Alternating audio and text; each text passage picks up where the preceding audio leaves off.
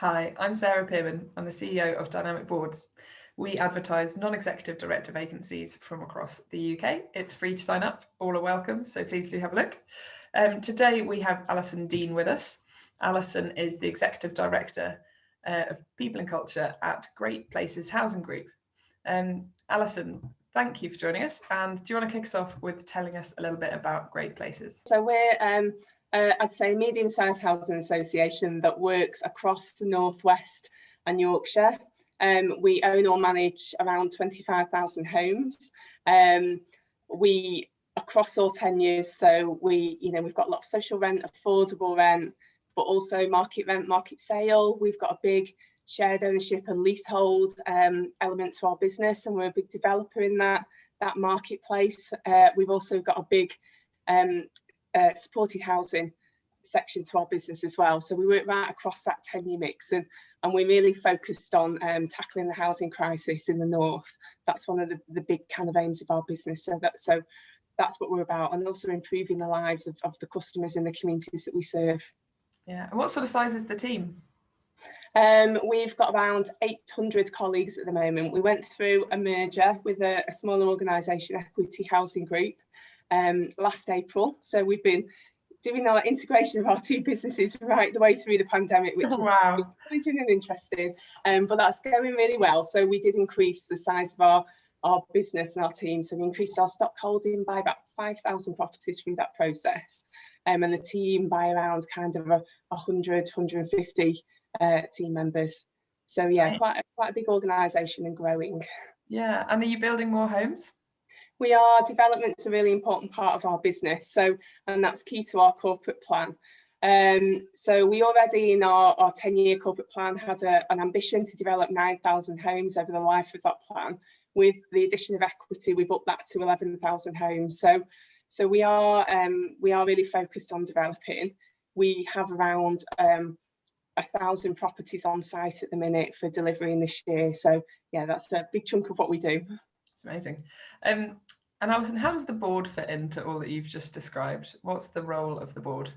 Okay, so the board are there to lead our strategic direction for the business, to challenge us as an executive, and to support us as well in all our ambitions, and to set the agenda for us really. So we refreshed our corporate plan this year, and the board led that process and helped us really focus on what's important to us as a business.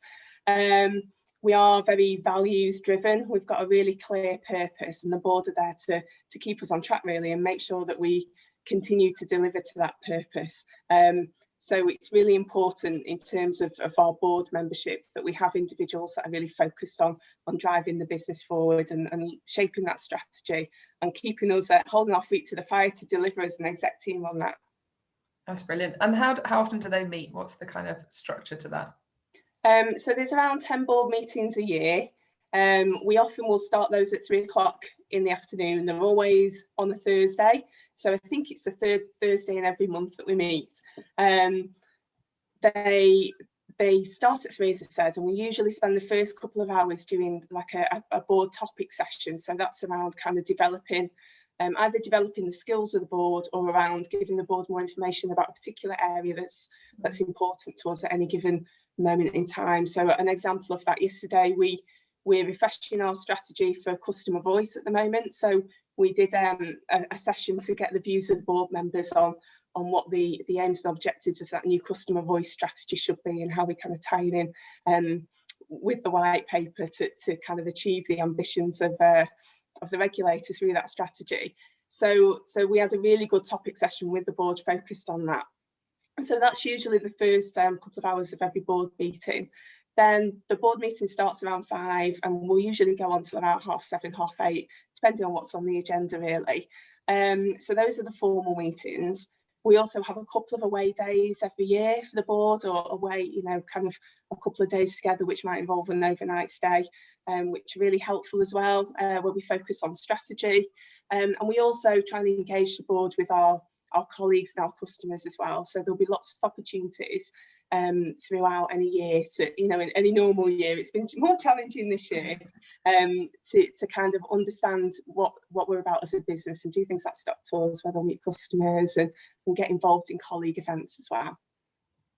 Brilliant. That's really helpful. Alison gives a bit of a flavour of what the practicalities look like for anyone considering this. So what's the mix like on the board at the moment? And we think of the skills and experience and perspectives that those individuals are bringing. Yeah, so we've got a really good mix at the moment. We do keep an eye on the skills balance of the board, and we don't have any particular skills gaps at the moment. We've achieved that real balance. We try and achieve a kind of 50-50 balance of sort of housing, public sector skills and private sector. But there's always needs to be kind of that focus on kind of delivering really good services for customers and board members. We focus on kind of making sure we have board members that are in line with our values and what we're about as a business. So that's really important. Yeah, so we do kind of achieve a good balance like that, and that's something that we want to maintain into the future as we go through kind of renewing the board. So Alison, how many people are on the board and how did these vacancies come about? Okay, so we have 9 board members plus our chief exec, and we are the board members that are coming to retire at the moment have just come to the end of their tenure, so that's kind of really it. That's right, the reason why we're going through this process.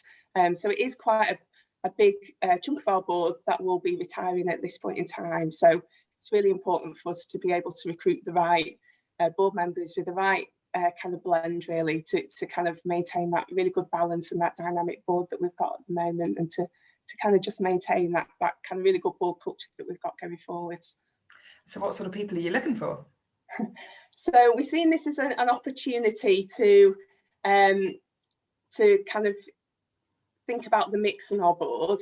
So we've got really kind of good balance of skills at the moment. We've got no real gaps, so we're really open to kind of people from all sort of sectors and different areas of professional life, really. So we're not looking for any particular skills through this, just generic kind of good board skills, good governance skills, and the ability to be able to govern in quite a complex organisation, quite a complex environment.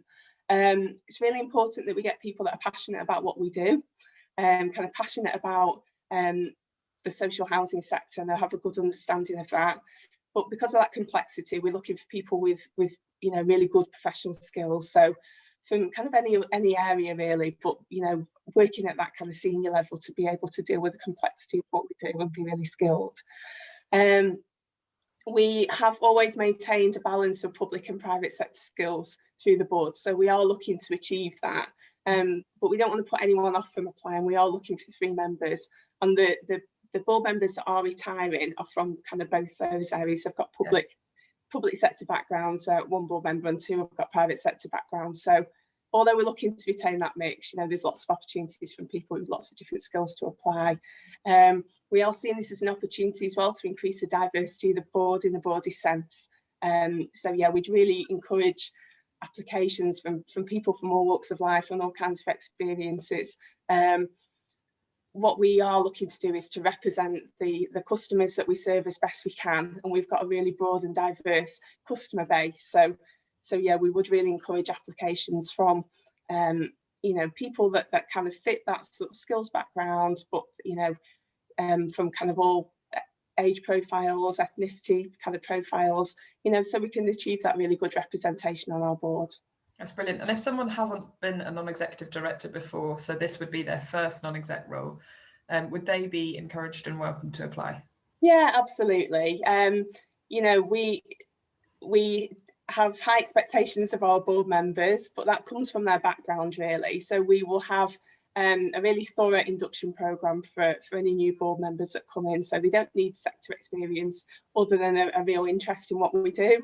They don't necessarily need previous board experience as well, although having some understanding of the governance process would be helpful. Alison, do these candidates need to live in the Northwest? They don't need to live in the Northwest. We do work across the Northwest and Yorkshire. So I wouldn't say that they particularly need to be based there, but obviously having a connection to the North and championing the needs of kind of our customers in the Northwest and Yorkshire is really important. So although they don't need to live there, I think they need to have an understanding of the issues that our customers will face, understanding of the housing issues in those areas, and some kind of connection, really, to the Northwest or Yorkshire would be really helpful. think the other thing to bear in mind is that at the moment, obviously, we're working virtually because of the constraints of the pandemic. We will be meeting as a board and exec team as we go forward, as we're allowed to. So that there's a need for people to be able to make that time commitment and to be able to travel into our offices to meet in person and to also meet with our customers and our colleagues, as I mentioned before. So I think it's not essential people live locally, but it is essential people are committed to that. Yeah. And whereabouts are the offices? Didsbury in Manchester. Brilliant. And Alison, lastly, how do people apply and what's the process after application? Okay, so we're working with Campbell to Cal on this recruitment. So people should apply directly to Campbell to Cal.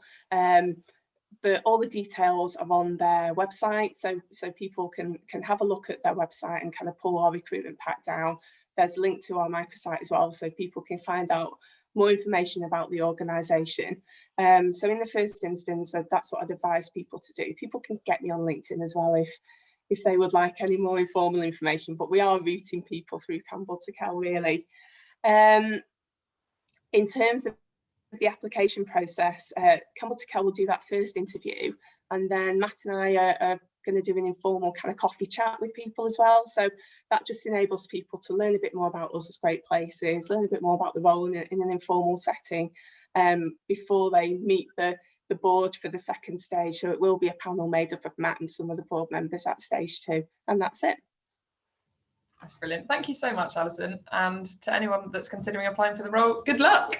And I'm sure you'll have a lovely time meeting Alison for a coffee as part of that process. Well, thanks, Sarah. Thanks for this. I've enjoyed it.